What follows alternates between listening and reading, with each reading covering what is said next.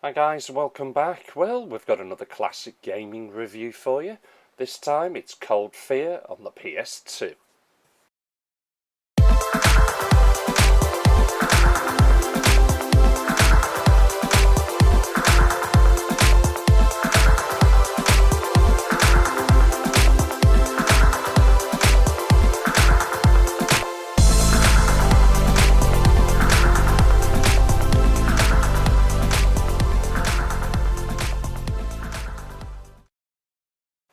Cold Fear. The game was developed by Darkworks and was published by Ubisoft. The director was the producer was Florin. Oh God, it's very, very French. The artist was Arnaud. I give up. Composer was Tom Siet. Forget it. It was made available on the PlayStation 2, the Xbox, Microsoft Windows. The original release date was 2005, and this is a survival horror third-person shooter. Just a few interesting facts for you. This is allegedly Ubisoft's very first horror game, and is Darkworks' second game after Alone in the Dark: The New Nightmare. To make the ship roll as realistic as possible, the developers had to write a brand new program dubbed the Darkwave Editor. Due to the ship rolling and due to the random nature created by this, the player character required 9 times the amount of animations usually seen in any third-person game. Ultimately, this means that the game contained more than 900 separate animations for all characters, allowing for over 5,000 possible character movements. Marilyn Manson contributed one of his songs from the 2003 album The Golden Age of Grotesque.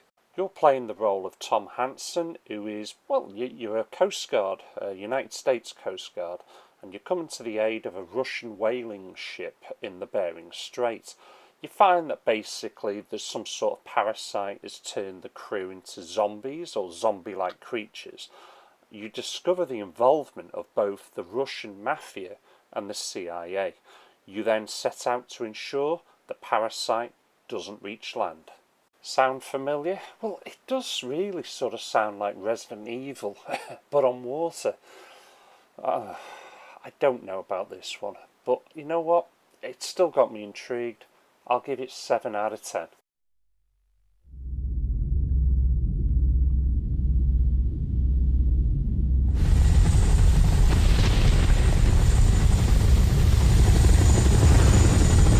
Alpha team, prepare for insertion. On my mark. And go!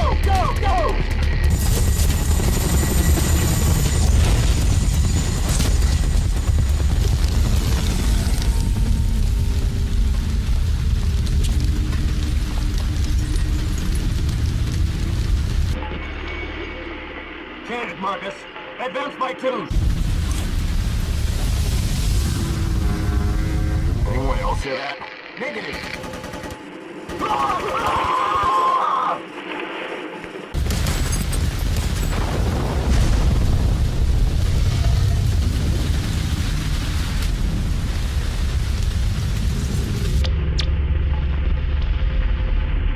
Something's out there.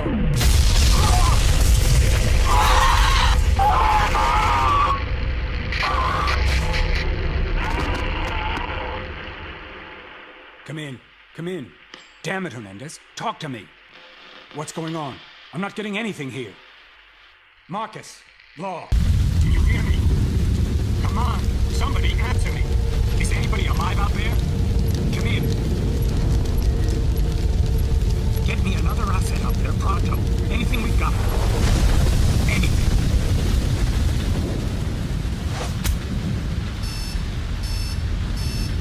Yeah, I hear you. This is the USS Ravenswood. We arrived in the vicinity of the vessel and will now initiate a search patrol and look for it. Ravenswood out.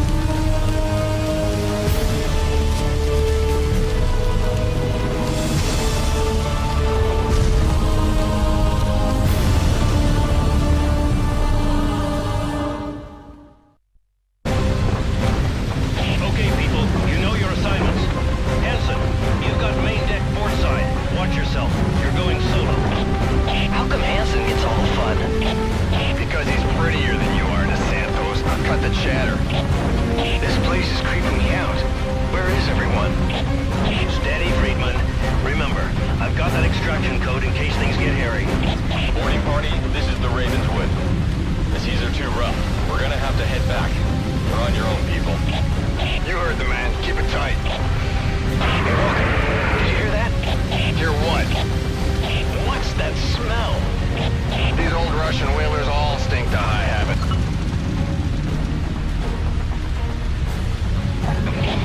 What's that? Open fire! Open fire! Holy shit! Ah! I'm falling back! Reform on my position! I repeat, reform here! Lieutenant Lansing, come in, come in!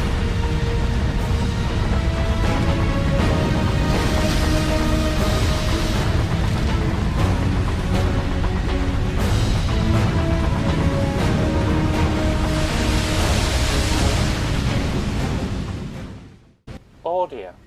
I'll start with the voice acting. It's not great, but it's not terrible. It is, though, quite cheesy at times. But, I can live with that. As for the in-game music, I actually think it's brilliant. Very cinematic, very in keeping with this game, and also quite memorable. I have found myself humming it days later, trying to remember, where the hell did I hear that? And then suddenly remembering. As for the rest of it, the special effects, whether it's you fighting, shooting, explosions, the waves crashing against the bow of the ship, the rain, the zombies and everything else, it all sounds top notch, and it will have you jumping at times. I think it's brilliant, and I'm going to give it 8 out of 10.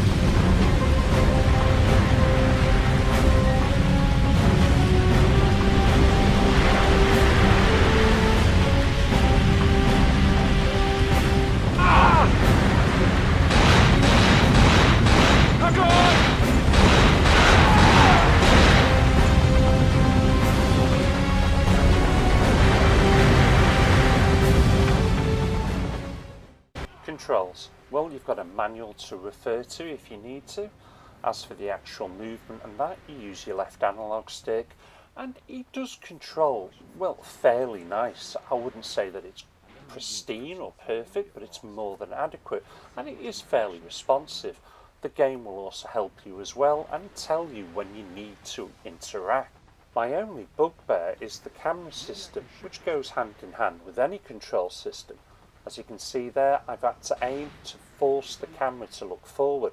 You'll need to do this at times to try and work out where you're going, or maybe something you need to pick up. It's not the be-all and end-all, but it does mean 7 out of 10. Мы окружены! Они повсюду! Они идут прямо на нас! Тихо! Они могут нас услышать! Помогите мне открыть эту дверь! Она закрыта на ключ, мы пропали! Hey, Осторожно! Один из них за углом! Черт! Черт! Черт! Огонь!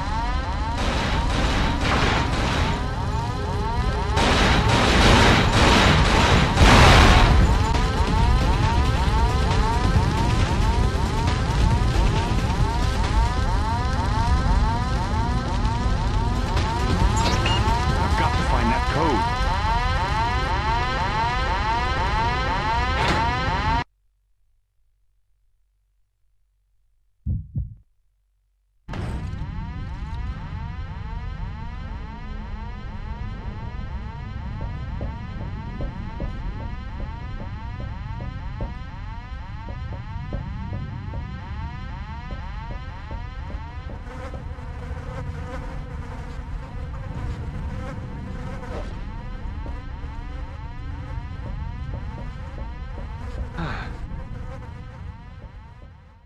Graphics.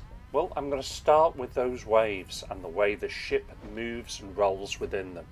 They are outstanding.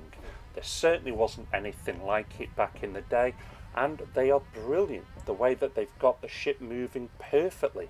And you will notice the wave that's coming at you and you think it's going to envelop the entire ship here. And some of the scenes on the top deck are just breathtaking, they really are. As for the rest of the graphical content on that below deck, the lighting is more than adequate. In fact, it will produce a few jump scares. The gore and that you'll see, the detail, the texture in the graphics is more than adequate. The biggest problem for this game, certainly graphically, was unfortunately Resident Evil 4 came out in January. This game came out in March. They had raised the level yet again to other dizzying heights. This game doesn't come quite close. Certainly not as polished, but more than adequate. I'll give it 7 out of 10.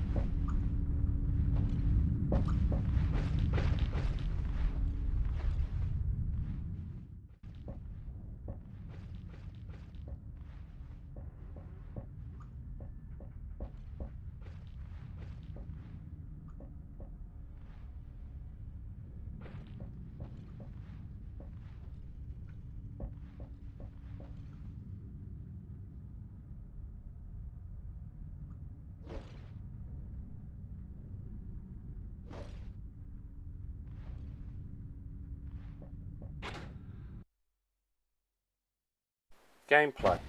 Well, I found this to be very enjoyable. Your main enemies are really the Russian mercenaries, zombies, and, well, the parasitic organisms.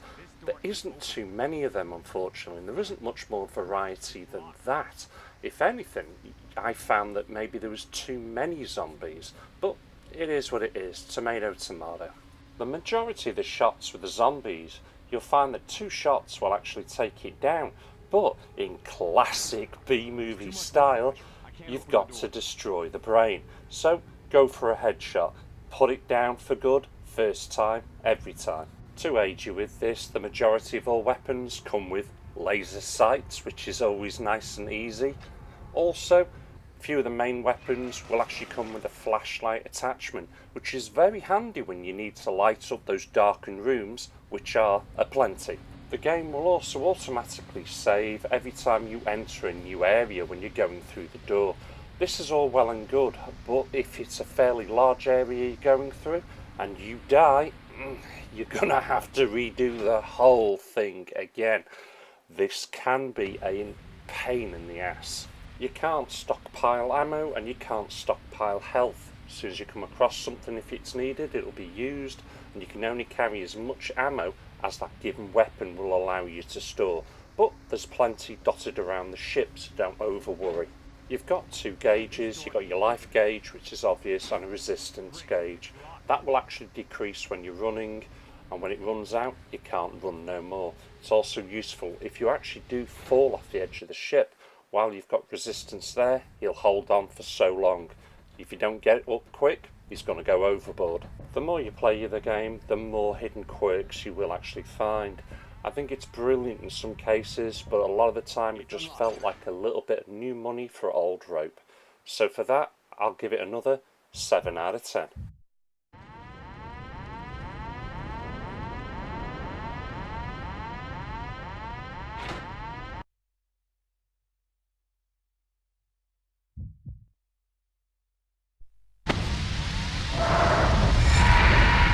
What the hell is that?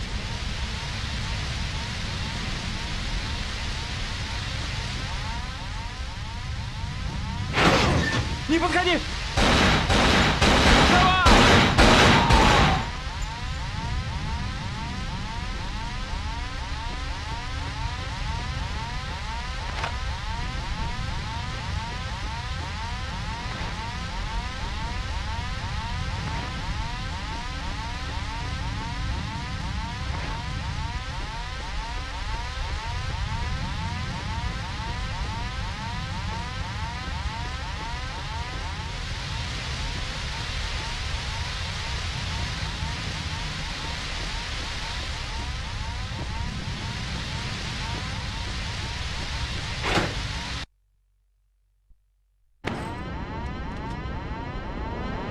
Не подходи! Давай! Пиздюк! Overall, well, unfortunately by 2006 this game had already been classed as a commercial failure. It had only sold 70,000 copies by then. The game might not be an epic tale like Resident Evil 4, but there's enough clues lying around for you to pick up and read to fill in those gaps in the loose-based story. And, well, to be honest, you've watched enough B-movies by now, surely. You could fill in the gaps yourself.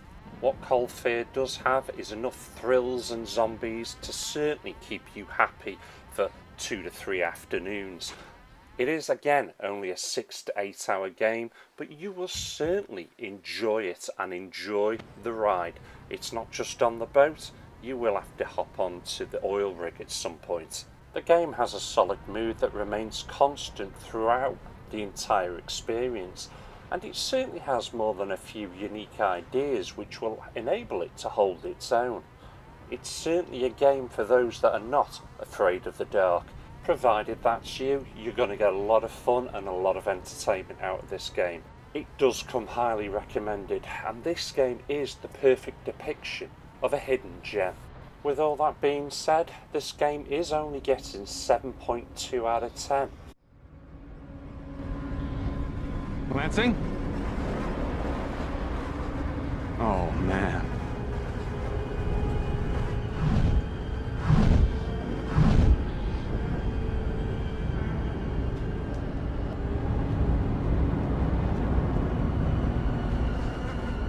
At least I found the code.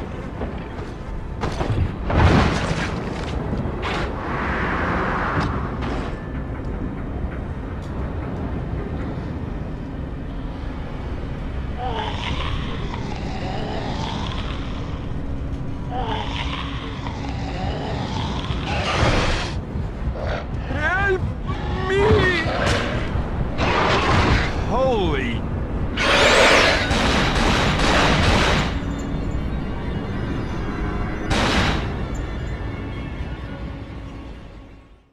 Well, that's Cold Fear. This is a solid, good game. It's not brilliant, it's not breathtaking.